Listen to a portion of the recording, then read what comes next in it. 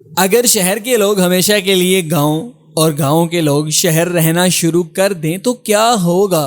ناظرین، گاؤں کا گاما جس نے ساری زندگی گنے کے کھیتوں میں کچے گنوں کا رس چوس کر گزاری ہو اور بھینسوں کے ساتھ کی سڑک کے کنارے بھینسوں کو نہلاتا رہا ہو، اگر گامے کو 5 اسٹار ہوٹل کے سوئمنگ پول کے کنٹرول ٹیمپریچر پانی میں شاور لینے کے لیے اور سوئمنگ پول کے کنارے چھتریوں میں بیٹھ کر انگریزی مشروبات پینے کا موقع مل جائے تو گامے کے لیے کیسا عجیب منظر ہوگا۔ گامے کا ریئیکشن دیکھ کر آپ کی ہنسی چھوٹ جائے گی، آپ کہکوں میں لوٹ پھوٹ ہو جائیں گے۔ اسی طرح اگر زارا جیسی شہری لڑکی جس کی عادت ہو صبح اپنے بیڈ روم سے الارم کے تیز بجنے پر اٹھنے کی، اس کے بجائے گاؤں کے کچے صحن سے بھینسوں کے بھاں بھاں کے الارم کے ساتھ اٹھے تو زارا کا غصہ 7ویں آسمان پر پہنچے گا۔ پھر جب اسے معلوم ہو کوئی واش روم کے بجائے کھیتوں میں جانا پڑے گا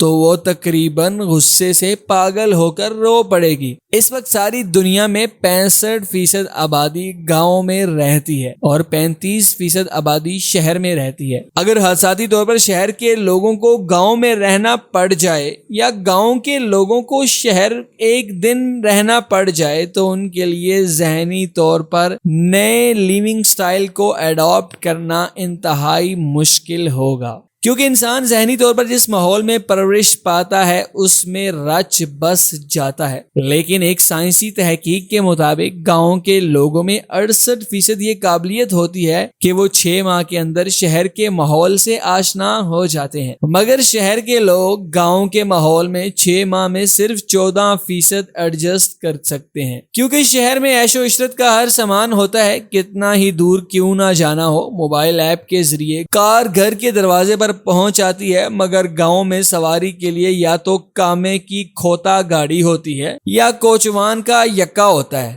شہری زندگی اور گاؤں کی زندگی میں زمین آسمان کا فرق ہے۔ شہر والے اور گاؤں والے اکثر ایک دوسرے پر طنز و تنقید کرتے رہتے ہیں۔ شہری لوگ گاؤں کے لوگوں کو پینڈو کہتے ہیں، یعنی بالکل سادہ آدمی، اور گاؤں کے لوگ شہری لوگوں کو ممی ڈیڈی کہتے ہیں اور ان کو بزدل ہونے کا طعنہ بھی دیتے ہیں۔ آئیے ہم آپ کو پاکستان کے ایک ایسے شہر کی کہانی بتاتے ہیں جو ماضی میں گاؤں تھا۔ کیا آپ جانتے ہیں جہاں آج پاکستان کے سب سے بڑے آئین ساز ادارے کی عمارت موجود ہے، یعنی پارلیمنٹ ہاؤس، اس کے ساتھ M&A ہاسٹل بھی ہے۔ آج سے 70 سال پہلے یہاں ایک ماہی کا بھینسوں کا طبیلہ ہوتا تھا جہاں ہم آج سینٹورس مال قائم ہے۔ ایک زمانے میں یہاں پانی نکالنے کا کنواں ہوتا تھا۔ F9 سیکٹر میں گھنا جنگل تھا جہاں شیروں کے بڑے بڑے جھنڈ رہتے تھے۔ 300 سال پہلے تک تو یہاں کے جنگلوں میں ہاتھی گھومتے تھے۔ یہ کہانی ہے اسلام آباد کی، جہاں رہنے والا آج ہر شخص انتہائی عالی شان شہر کا باسی خود کو قرار دیتا ہے۔ اگر شہر کے لوگوں کو گاؤں میں رہنا پڑ جائے تو اکثر لوگوں کے پاس سے روزگار کے مواقع ختم ہو جائیں گے۔ وہ باس جو کئی افراد کا سٹاف رکھتے ہیں کھیتوں میں ہل چلاتے نظر آئیں گے۔